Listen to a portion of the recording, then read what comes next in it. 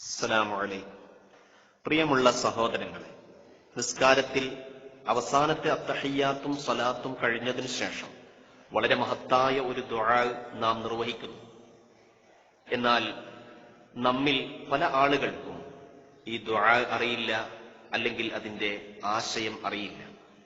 ഈ ദുആ നാം പഠിക്കാതെ പോവുക എന്നത് നമ്മുടെ ജീവിതത്തിൽ ഏറ്റവും വലിയ നഷ്ടം. കാരണം ഈ ദുആ നാം നിസ്കാരത്തിന്റെ അവസാനത്തിൽ സലാം വീട്ടുന്നതിന് തൊട്ടു മുൻപായിട്ട് നിർവഹിക്കുന്നതാണ്. അതുകൊണ്ട് തന്നെ ഉത്തരം കിട്ടാനുള്ള സാധ്യത വളരെ കൂടുതലാണ്.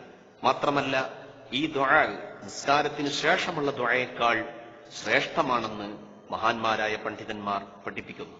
അല്ലാഹുമ്മ ഗ്ഫിർ ലീ മാ ഖദ്ദംതു, അല്ലാഹുവേ, ഞാൻ ചെയ്തു പോയ ദോഷങ്ങൾ എനിക്ക് നീ പൊറുത്തു തരേണമേ. വമാ അഖർതു, ഇനി എന്നിൽ നിന്ന് സംഭവിച്ചേക്കാവുന്ന വീഴ്ചകളും. വമാ അസ്റർതു, ഞാൻ രഹസ്യമായി ചെയ്ത തെറ്റുകളും. വമാ അഅ്ലൻതു, ഞാൻ പരസ്യമായി ചെയ്ത കുറ്റങ്ങളും. വമാ അസ്റഫ്തു, ഞാൻ അമിതമായി ചെയ്ത അപരാധങ്ങളും. വമാ അൻത അഅ്ലമു ബിഹി മിന്നി, തെറ്റാണെന്നറിയാതെ ഞാൻ ചെയ്ത കുറ്റങ്ങളും എനിക്ക് നീ പൊറുത്തു തരേണമേ. ഇന്നക അൻതൽ മുഖദ്ദിമു വ അൻതൽ മുഅഖിറു, തീർച്ചയായും നീ മുന്തിക്കുന്നവനും പിന്തിക്കുന്നവനുമാണ്. ലാ ഇലാഹ ഇല്ലാ അൻത, നീയല്ലാതെ ഇലാഹില്ല. അല്ലാഹുമ്മ ഇന്നി അഊദു ബിക മിൻ അദാബിൽ ഖബ്രി വ മിൻ അദാബിൻ നാർ, അല്ലാഹുവേ, തീർച്ചയായും ഖബറിലെ അദാബിൽ നിന്നും നരകശിക്ഷയിൽ നിന്നും നിന്നോട് ഞാൻ കാവലിനെ ചോദിക്കുന്നു. വ മിൻ ഫിത്നത്തിൽ മഹ്യാ വൽ മമാതി, ജീവിതത്തിലും മരണത്തിലുമുള്ള കുഴപ്പങ്ങളിൽ നിന്നും.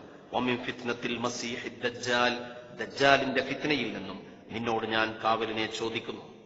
പ്രിയമുള്ളവരെ, ഇത് പരമാവധി ഷെയർ ചെയ്യുക. ഈ മഹത്തായ പ്രാർത്ഥനയുടെ ഗൗരവം മനസ്സിലാക്കാത്ത നമ്മുടെ സഹോദരങ്ങൾക്ക് നാം ചെയ്യുന്ന ഏറ്റവും വലിയ ധർമ്മമായിരിക്കും അത്.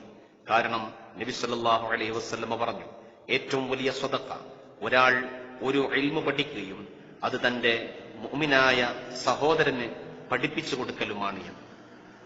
അസ്സലാമു അലൈക്കും.